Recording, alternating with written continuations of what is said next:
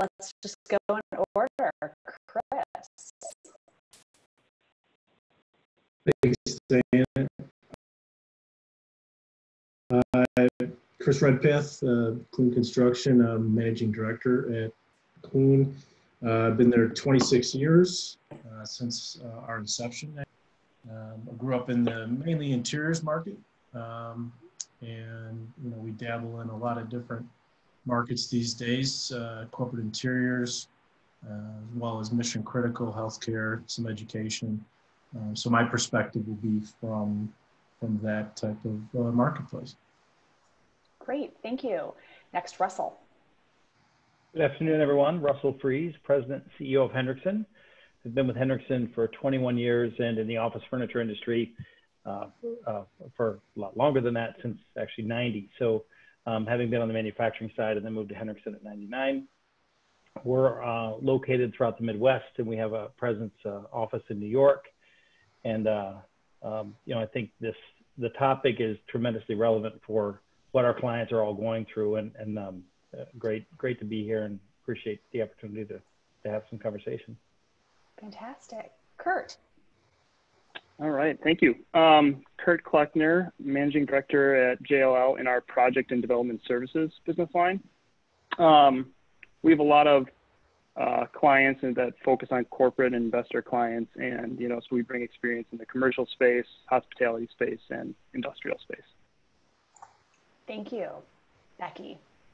All right. Hi, I'm Rebecca Severson, Vice President and Corporate Director of Safety for Gilbane Building Company. I've been with Gilbane for over 20 years now, holding multiple roles from project engineering, project management, and also safety. So I bring today more of a safety aspect to this. If for those of you that don't know, Gilbane is a $6 billion family-owned, fifth generation family-owned business. So excited about that. And we really do have projects all over the world. So I have a little bit of experience of what's going on from not just a regional aspect, but from what's going on nationally, and then also from overseas as well. So I'm excited to be here. Thank you for having me. Fantastic. And as Patrick said, I'm Diana Pizzoni, and I'm with Ted Moodis Associates. I'm the team principal of the Chicago office, and I'm part of our COVID research team. So I'm here to usher the conversation through. We're going to talk a little bit about schedule and safety, costs, supply chain, and then the reality of tomorrow. So our first question, Kurt, we're going to direct this towards you, and it's about percentages of projects that have gone on hold. Thinking in terms of Sure. The different phases, whether it's during the programming phase, design development, CDs, or construction administration. What have you been seeing? Sure. Well, construction specifically, restrictions are different regionally, locally, and specifically Chicago, construction was deemed essential. So a large portion of our construction projects that were in flight maintained. They had certain impacts, but they maintained construction. That took hold in March and April and kind of leveled out. Those of our clients that were more in a procurement phase, where they had the opportunity to evaluate, are they making the right purchase choice? Are they making the right procurement decisions? If they had the ability to pause for a moment, they did. Largely, they carried on with their existing plans. The design and site selection ones are where we saw more of the movement. And design is particular, what sector were those clients in? What is their financial health? Because if some of those own their own internal business decisions allow them to then say, I'm gonna put the brakes on for a bit. In site selection, those are the clients that, if they had a lease termination that was driving decisions, or they had more flexibility, they may have chosen to, put the brakes on, like I say, and wait and see what some of these other folks are doing. So in total, if you package more of that together, we've maybe seen 15%, edging a little higher than that. But again, most of that was in pre-construction. Those that have been in construction have largely continued. Okay, great, thanks. So speaking of those that are in construction, and we've all heard about the different requirements of the social distancing and what's happening physically on job sites. Chris, with the job sites and having to spread people out more, we're assuming there may not be as many people on the sites. And how is that impacting the schedules of the actual construction that's happening right now? Well, yeah, you are correct. There is that need to social distance. I think that the trades are actually willing participants. They all want to work.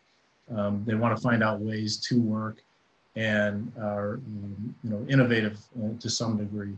And we've had projects where electricians are trying to work in close quarters, in electrical closets, and we get with them and ask them what would make them comfortable, really.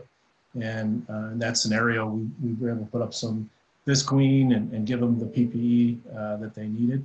And, they were accepting of that, and they were happy to oblige, and they were happy that we were concerned about their health. So, but again, to your question about productivity, we definitely need to look at that, as a factor moving forward in at least the next 8 to 12 months. To make sure that we're accommodating those needs to be able to social distance and keep people protected. And with the potential of extra shifts being added on to offset the less people on site, typically when extra shifts are added on job sites, there's a time and a half consideration that happens. How is that going to fall into play here? The time and a half occurs after a 40-hour regular work week. But there is also, you can stagger, there is some leeway about start times and things like that. So try to take advantage of those situations if you can. So far we seem to be able to accommodate mostly straight time. We got the weekends to lean on if we need to a little bit. Okay, great. And then in addition to just the human factor of spreading out and adding the visqueen, Becky, have you been seeing any other technologies come into play to sort of help make the job site safer or keep the people safe? Yeah, actually, for a couple of years now, we've been using the Triax, the Spot-R technology, which is an RFID system. It is not GPS, basically to track falls and emergency situations, and credentialing people for entering the job site. But since coronavirus has started, Triax actually created another technology called Proximity Trace, and it's actually very cool. You have a little device that sits on your hard hat, and anytime someone comes within 6 feet of another person, that device beeps, and then it also flashes a light. So it basically tells people, hey, you need to give a little bit more distance and adjust accordingly. And we've actually seen it be very helpful. It also, anytime someone does come in contact within 6 feet, it records how many minutes that person has been in contact with, or close contact, not direct contact, but within the 6 feet. And we have seen that become very useful when we've had positives. You run a report, it's very quick, it's very easy. You can tell right then and there. You don't have to worry about asking people the question, 5 days later. And I can't even remember what I had for dinner last night, So if you can't, remember that, how are you gonna remember who you came in close contact with a few days ago? So it's been very helpful. It's very quick and easy. And again, it's RFID, it's not GPS. So it's been very helpful for those jobs that have deployed it on their job sites. Has there been any pushback? So say person A ends up having positive test, came in contact with person B 3 days ago, but person B says, I feel great, I don't want to leave the job site, because they're going to lose money personally. No, honestly, I think everyone's been very cooperative, especially, like with this technology, it's for the better of everyone. And I think everyone's really interested in protecting them and themselves, and also their families from taking it back home. So I really think that we really haven't seen too much pushback with this, regardless with the technology or not. If we have positives on the case or on the job site, we've actually been seeing, cooperation for the most part. Okay, that's great to hear. Thanks. Now, as far as what we're doing here in Chicago or Midwest region versus what is happening across the country, are we seeing major differences state to state, and then thinking outside the country as well? So Becky or Chris? Sure. I'll just address, we have, depending upon the executive orders, we've seen a lot of different things that are happening. At the beginning, we were all kind of doing the same thing, but now, some of the curves are shifting downward and some states are opening up, faster than others. We've seen some differences with regards to limiting the square foot per person. So for example, in Philadelphia, they're limiting of enclosed space. So they're limiting only 500 square foot per person in an enclosed space. Now, if the project's not enclosed, that's a different story. New York City is limiting to 250 square foot per person. So that's a little bit better than Philadelphia. But those are some of the major, issues that we've seen from the job site. I mean, that makes us get a little bit more creative in managing social distancing and the shifts and maybe even staggering start times. What we've been seeing as far as what we're doing with regards to our job sites and across the country or even overseas, we're really doing the same things. We're still using the face coverings. We're still maintaining social distancing. We're still having hand washing stations throughout the facility and an increased amount of hand sanitizer, et cetera. So we're all doing the same things, but now we're seeing some municipalities instituting a little bit of a tweak here and there. I'm not sure if it's, if it's working yet because it's very new. The other things that I think we're also seeing now that we're getting into the remobilization for our offices, some of the states are limiting the number of people that are allowed in one room at a time. So I think, we're kind of been going off of the no more than 10 people, I think is what, the CDC is saying, but some states are going a little bit beyond that and saying, I don't care about the 10, you're only going to have 8. So, thinking about that in your conference rooms and adjusting, if you had a 30-person conference room, you now only can have a certain number of people in there and getting a little creative on how that's, all going to work out is something that we've all been working through. I think Clune's focus is really, the CDC guidelines and conducting daily screening on entering the job site for all those telltale signs of an infection. And there are examples of taking it a step further with the temperature testing in that regard. Right now, that's not, I don't know it to be mandated by anybody. Usually it's an example and then maybe a client-driven initiative. Mm-hmm. So, but I would imagine we might start seeing some more of that as well. I would say that actually Ohio was one of the first states to actually mandate temperature taking. So we kind of latched onto that and it didn't matter how it was taken, if it was taken by the employee before coming onto the job site, if it was a third party or, really how it was taken. So we instituted that policy throughout the Gilbane work project sites. And actually, I believe like Chris, you mentioned, some clients were requiring third party, some clients were requiring certain aspects. Some of our healthcare clients were doing it for us, which was probably the best option, really. Mm-hmm. So just recently, we actually just started, because third party isn't necessarily a long-term solution. It's very expensive. We started dabbling in a little bit into some technology to help us with that using the fever system. And yesterday we were just starting to look at the FLIR cameras. Okay, great. Well, I'd like to switch off of schedules and safety and move a little bit onto costs. So Russell, we're not going to forget about you. You're going to jump in on this part, but these next couple questions go towards Kurt. So some contractors, as things are luckily in Chicago, we've been able to maintain the open status for a while. Some projects have been put on hold for whatever reason. We know other states have not had the open status and they have gone on hold. Should a client feel it's fair for a contractor to charge an on-hold fee? Well, fair or not, I think I think we're going to address it probably in contract as well if contracts come up. But what we've seen is that pandemic language isn't generally in any of the in-flight contract clauses. So most of the guidance we've seen coming out of clients' councils, our own councils, is the requests for change orders due to COVID specifically, added general conditions, cleaning, disinfecting, things of that nature. Those have been generally accepted as a change order. The social distancing that might drive how many men are on the site at a given time, which can generate a schedule duration impact, that has generally been accepted as well.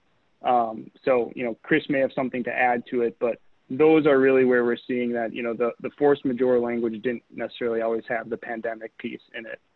And that's where a large portion of the change requests seem to be stemming from. Yeah, I'd agree with that, Kurt. When we first started to do some cleaning on some job sites, it starts raising questions. Well, the carpet guy who was sick, should they be paying for it? Is this an owner cost? We're taking the approach when possible that we feel that it is a job cost, and it's a contingency item if that's available, maybe even part of the final cleaning type of thing. It just didn't seem fair to be back charging subcontractors that were really out there for the benefit of the project to get the work done. So there's I think still some talk around that, and even our subcontract language. What do we need to have in there? It's one thing when these things sneak up on you, but if you're awarding contracts in the middle of a pandemic, what should be included in that cost? Should the additional time maybe for getting up in elevators? We are, the workers are getting their PPE from their employers. That's something that we're seeing as well. So, making sure that language is solid and that we're taking into account all that information on cost and schedule to cover ourselves and the client. So with costs and the cost of the personal protective equipment, the PPE, and you said that the subcontractors, their individual people are covering it. Are we going to see that buried somewhere? And is that going to potentially offset maybe labor costs and markups are going down in other places? So we're going to see a net wash possibly?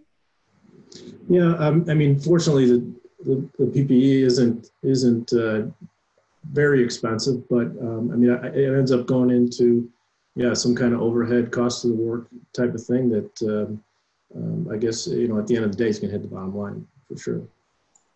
Now, Russell, what about you and the installers on the furniture side? Are you seeing the same thing or something different? No, I think we're seeing the same thing. I think when, first off, the kind of slowdowns or the shutdowns as they started rolling, as Kurt was saying earlier, the first city that we were impacted by was San Francisco because they had their shelter in place, and we knew it was going to start coming, and so we're able to adjust a little bit, and then I think it's about going back to managing the schedule and what the client's comfortable with, what the contractor is comfortable with, and what the sub situation looks like on the job site. So, I think relative to the PPE, obviously needs to be on site, and some, as Becky was saying, some of the states are a little bit different relative to what their criteria or guidelines are about how many people are in a 10 by 10 room. So we just need to be completely upfront and work with the GC on the job sites to make sure that everyone's compliant, schedules adhered to, and then if there are cost implications, the significant, I think, to Chris's point, PPE is not that big of a deal, but if it ends up impacting the schedule, ends up impacting deliveries, with the lifts and the amount of product we can bring in and then staging, then obviously we need to have the conversation to hopefully minimize the cost and just have the discussion with the client. And to go back a little bit to schedule, or I should say percentages of projects that have gone on hold, let's just take the 15% just net across might be on hold right now, which then translates to potentially 15% lower in sales. And I've heard people talking ranges of they're down 35% to what their expected was, and that 15% is actually a happy number to only be down. Because of this potential reduction or definite reduction in sales, do you see markups going down to help offset that, to hopefully gain more sales on your side, or other manufacturers and dealerships doing the same thing? Yeah, I think I think it's a little early to tell what kind of recovery we're going to have. I've been really hopeful that it's going to be a V-shaped recovery. And there was a paper that was put out by, I think, JP Morgan last week, talking about it being more of a V, a quicker return in the third quarter, fourth quarter. But we've seen a lot of the major manufacturers make some significant adjustments in their headcount because of the concern about it being down 15, down 20%, and everyone has to balance that. So I think as a result, I think everyone's going to do what they can to scramble and try to get whatever market share they possibly can and be aggressive on the front end. So I think conceivably you may see some price adjustments just to capture or to maintain market share.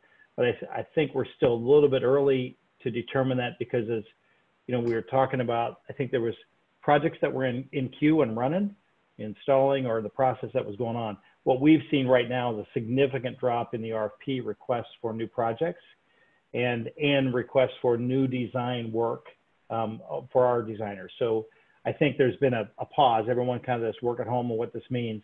I am hopeful, and each state's a little different. Wisconsin, and talking with what they're doing up there, I mean, they're ready to go. They're rocking and rolling. And of course, we've seen the video of all the bars and the cheeseheads having their thing. But that's fine.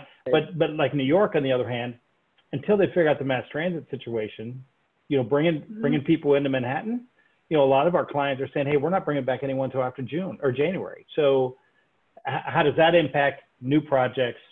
So I think there's just a lot of different things. And I think that all of us are trying to gather as much as we can from an information perspective.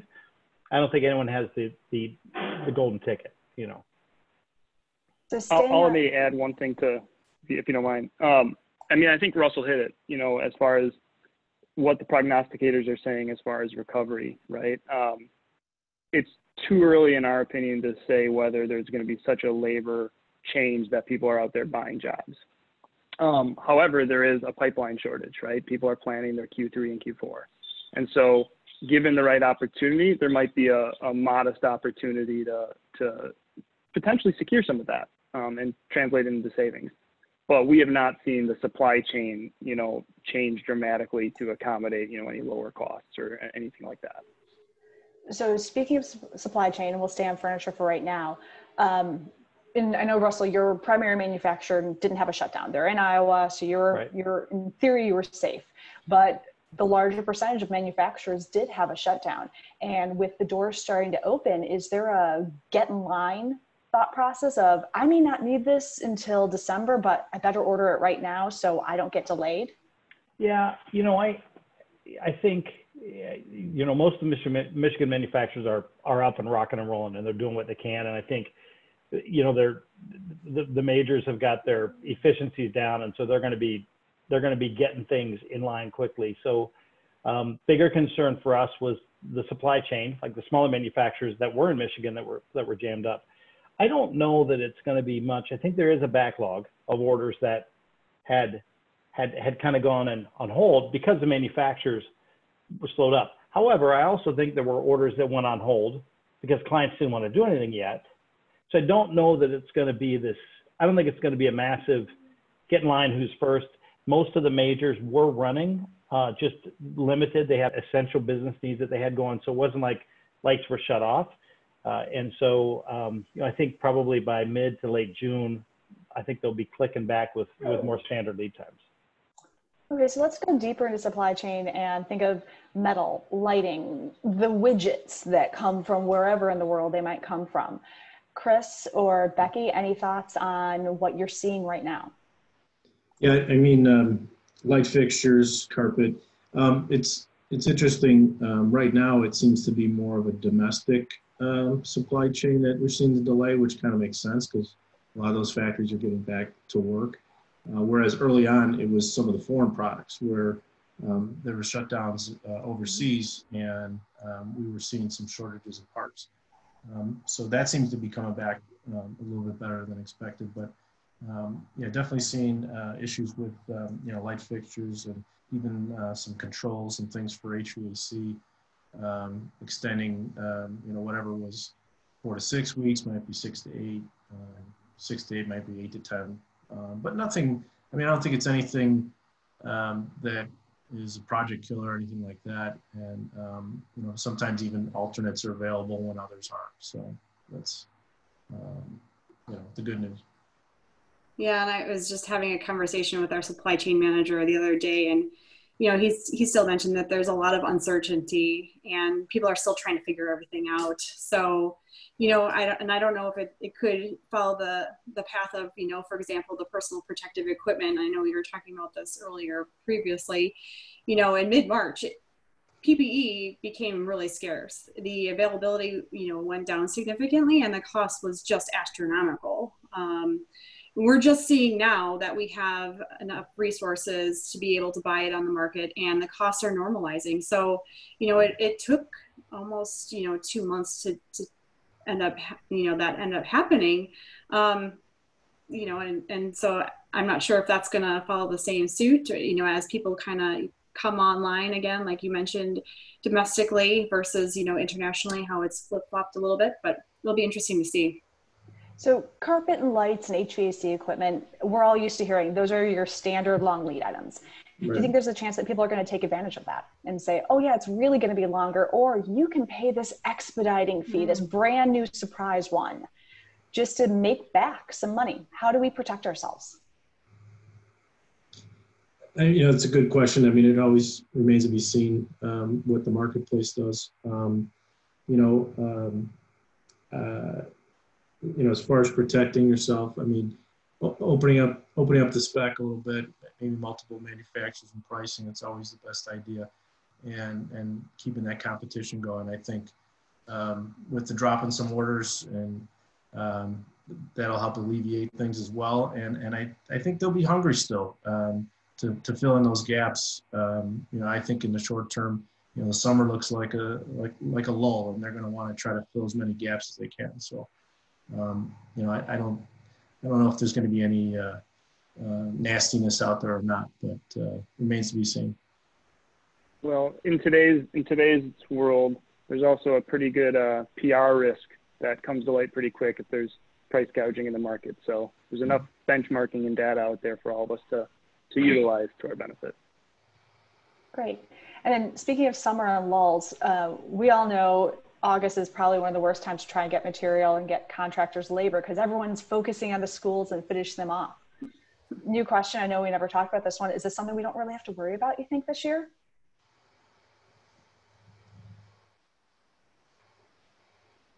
We don't do a ton of the public work, but, we are usually in that, battling for some of that material. It remains to be seen what the schools are going to do. I assume if I was running a school, I would still try to hit deadlines, just in case kind of thing. So, maybe, like we're seeing, there might be some work being maybe kicked down the road a little bit, just to kind of see what else has to be done to make these schools safe.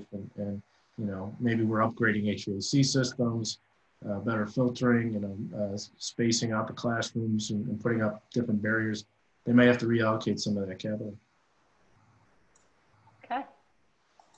So returning to the workplace and thinking about the future and what could be. And I know, Patrick, we have a different COVID topic in about 2 weeks, 3 weeks to talk about what's the workplace design going to look like. But we've all seen the 50 WebExes that happen a day about what that workplace is going to be. Has anyone seen their clients do exactly what they're saying on the WebEx, do something completely different? Kurt, what's been your perspective of what your clients have been saying to you? Yeah, for sure. There's a lot of content, right? There's a lot of content out there about reimagining and the new normal and what's next. Very informative. We've authored several. But yeah, I think more so our clients have been focused on the short term, operational changes, tactical changes that are quicker, so that they can really execute on this earlier reentry, whether it's a portion of their staff or not. So, when they've had the ability to take more of a wait and see on their 10-year plan, rather than make a lot of structural changes in their space, they've done that and really instead executed on a short-term plan, get people into the space, work out some of the kinks. And then, it remains to be seen, but we think some of those other things will be the next step. But the things that we've been really talking about more than not is, space allocation plans to allow for social distancing, food and beverage locations, restrooms, touchless fixtures, entry sequences into buildings and vertical sequences into buildings, antimicrobial kind of surfaces. I know there's a lot of different things like that can be more easier to execute on. The UV lighting, the mechanical changes, the de-densification of furniture, and then wholesale design, which I think some of that is just in the early stages. And, so people tend to think about it, do some desktop exercises on it, and then shift back to what can they do in the next weeks, to promote safety in the workplace for their staff. Becky, what has been the biggest ask on the construction side that you've seen of do this now before we return in June, July, August, or whenever? I think it's just really getting your plan together of how you're going to get workers on, into the job sites, but also into the office safely. And just the logistics aspect of it has been the biggest pull. How are you actually going to work? Not just, get to, sit in your office, but maybe that is, how do you get to your office? And once you're there, how do you take break? How do you use the coffee maker? How do you interact with everyone? So, that's really kind of one of the hardest things that we're really working on right now is that whole logistics of working. But you really haven't seen any clients come to you to say, hey, put on this auto door opener or change it to touchless faucets or whatever. We haven't seen clients do. Oh, sorry. Go ahead, Chris. Sorry. We've had 2 clients now asking for door operators, signage. We've done a fair amount of plexiglass. But the door openers are kind of seem like a hot topic right now. We're getting multiple requests for those. Yeah, and I would say from the architecture and design side, we're seeing that more, not so much on the retrofit, but the clients that are in design process where it's less of a cost to add it early as opposed to go back and retrofit. They're not easy to retrofit. That's for sure. Especially in some of these jewelry box spaces that we're going into. And Russell, has there been a big push on the furniture side? What's the hot thing that people have purchased prior to coming back into the office? Well, I think, like I mentioned earlier, Kurt was saying it too, it's kind of like the first phase is going to be critical. Like, how well is the space prepared? So there's kind of three elements to it. There's the, how do people feel? What's the psychological impact of going back to work, taking mass transit again if they choose to do that? How does that feel? How do they feel the company prepared the space for them? Through wayfinding, through traffic patterns, through, then there's the whole spatial component. So in the space itself, what are you doing right now? And then what are you doing long term? I think in the last 6 weeks, we've seen so much, as you said, the webinars and the new products and all the development. I think if all this has happened in the last 6 weeks, I think there's going to be a lot more thoughtful things come out over the next 6 to 8 to 10 weeks. So I think there is the initial impact. And the last thing is distributed work. How do clients still stay productive while having people working remotely? Maybe not as much, but still to have the densification back to where it was, I think is not realistic. So there's 3 things I think a lot of our clients are trying to wrestle with. But right now, the first thing is, we had all the requests for all the plexiglass screens and dividers. And then, you start going down that path, and then it's about, okay, well, how about the ribbons around every other chair, or pull the chairs out, or, so those are the short-term kind of things. And I do think that there's a lot of validity to some of that, but the longer term piece is really how impactful is this going to be in the workplace? The pendulum's here. Is it going to go all the way back to here? I don't see tall panels anymore. I don't see private offices, but I do think those are questions a lot of people are asking. Okay. And then getting back into the workplace, be the workplace, the job site or the workplace, whatever. Let's go job site first. And someone mentioned dock time earlier when we were talking about the overlapping of people. and the fighting for space. How do you see that playing out when already sometimes it's a fight to get dock time? We'll go Kurt. You seem to keep your eyes on a lot of different things. Well, I think, Chris can probably answer part of this better in the sense that some of the staggered schedule has helped that. The unions have been helping with that. So that alone, and the fact that buildings aren't occupied to a large extent, we don't have the same level of congestion. So sometimes we've been able to have an additional passenger car where we otherwise wouldn't have, or a dedicated vertical transportation mechanism that we wouldn't have had. So it hasn't, in my perspective, become quite as much of a bottleneck as other times when we just have multiple, TIs going on in the same building at one time.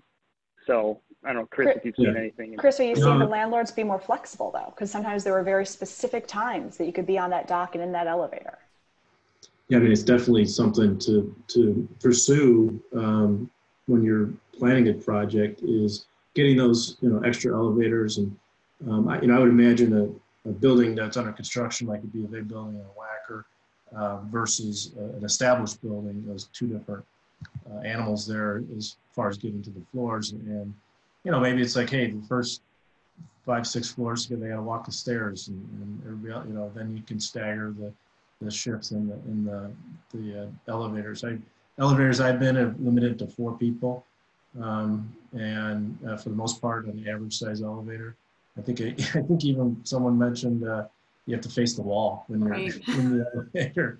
So it's a kind of an interesting way to go to work in the morning. But whatever works. I mean, I think there might be a little delay, and I know Kurt's building in particular, you have those car signs, double stacking elevators, and rush hour can be pretty crowded down there. There's going to be a challenge in getting spaced out in those building lobbies in the morning, for sure. Well, I think you hit it though. It's going to probably impact the staff users of that building potentially to a greater extent than some of our material movements throughout buildings. Yeah. One thing that I would just going to add is, communication really has been key in all of this, is really making sure that all parties are on the same page, from the client perspective, from the building owner, from all of the trade contractors, any of the occupants. It's all been, overly communicated, has been really helpful in making sure this all kind of works together. And I think, like someone had mentioned, there's really not much occupancy right now, but as people start returning to work, this is going to obviously change too, and we'll have to adjust as necessary. Okay, and the last question, because I want to make sure we leave time for some Q&A at the end if required, but I'm going to go down the line. Are we overreacting? Are we over preparing? Are we thinking this is going to be worse than it is? The CDC just came out today with a notice saying, oh, it's not so much about living on a surface. It really is about the contact to contact. So are we overreacting about what we touch or any other thing? Taking politics out of this, of course. Chris, I'll hit you first. I think you kind of want to overreact a little bit just to give people a comfort level that they can come back and be safe. We can always underreact later, I guess, but it would be hard to accelerate that.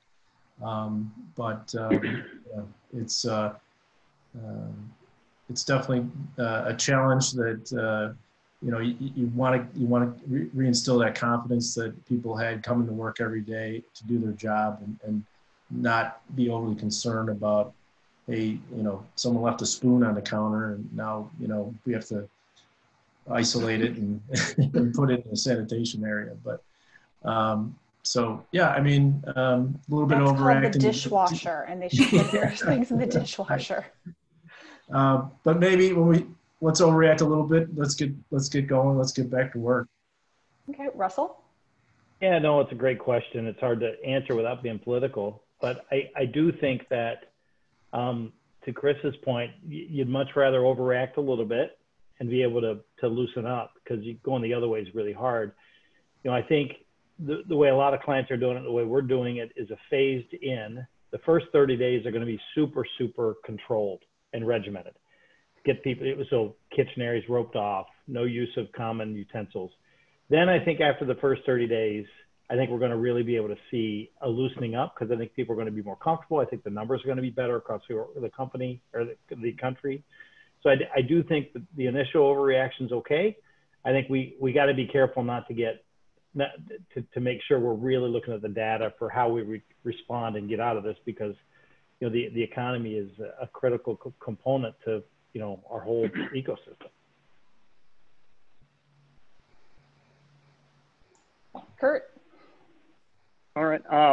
Well, listen, I think only time's going to tell truly that response, right? But I think the way we've kind of framed it is, we're in the business of project management, and that inherently is how do we mitigate risk, right? So we're trying to help people plan for the known issues that we know now, but given the amount of uncertainty, proactively prepare for as much as we can. And so if we look back and do a hindsight analysis and we over-prepared, that's probably a good thing.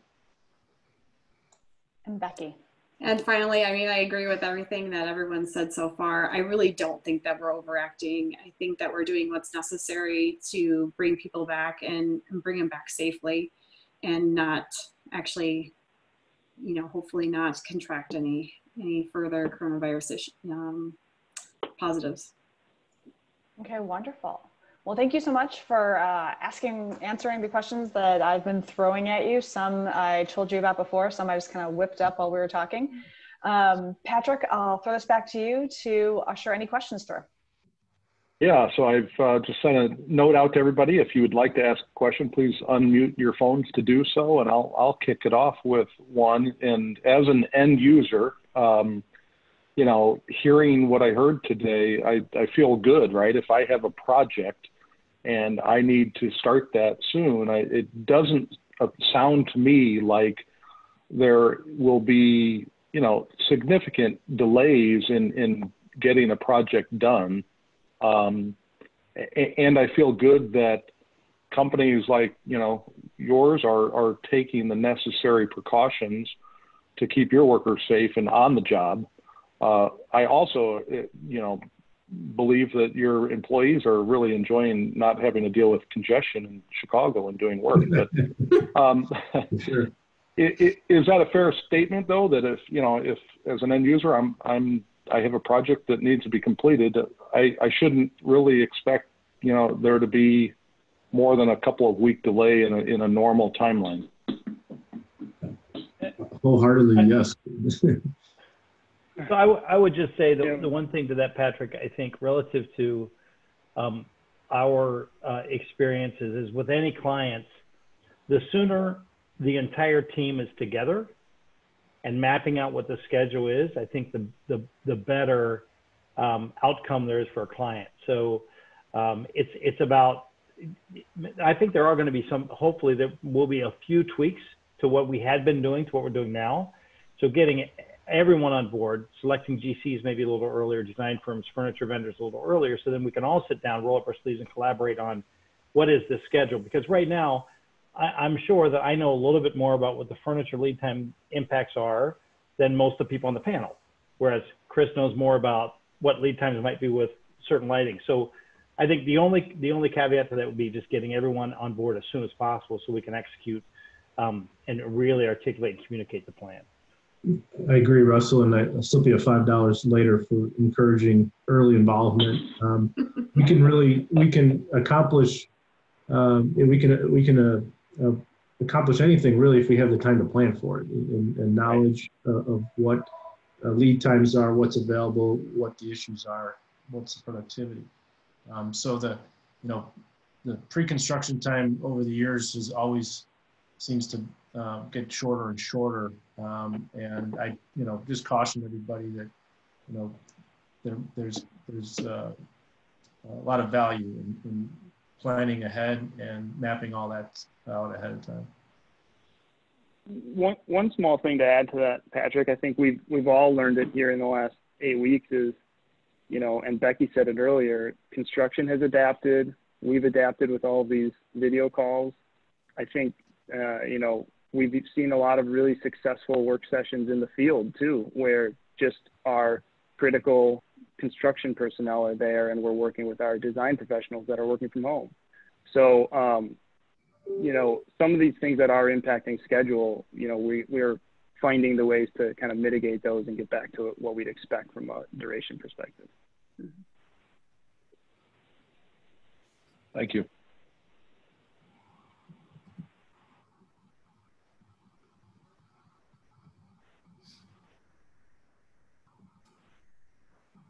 Awful quiet out there.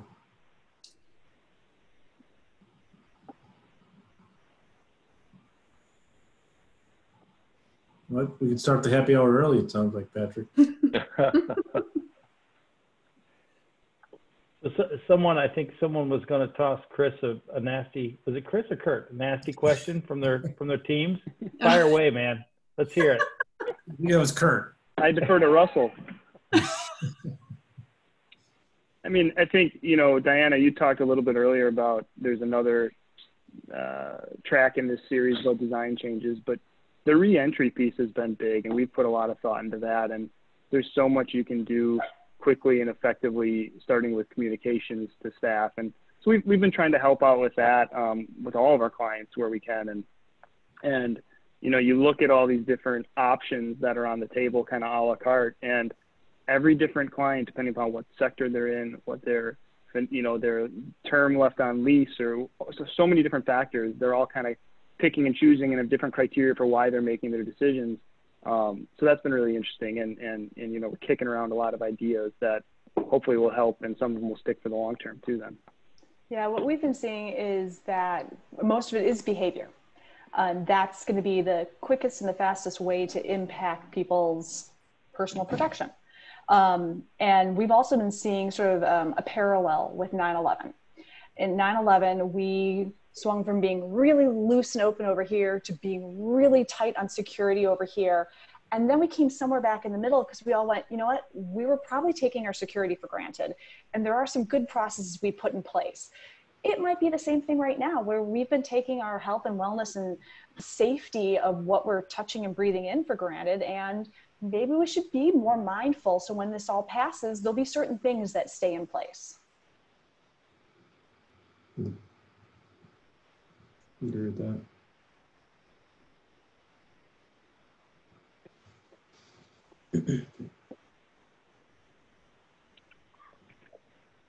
Well, I'm not seeing any other questions come through chat. Last opportunity to take yourselves off mute and ask a question before we end the program.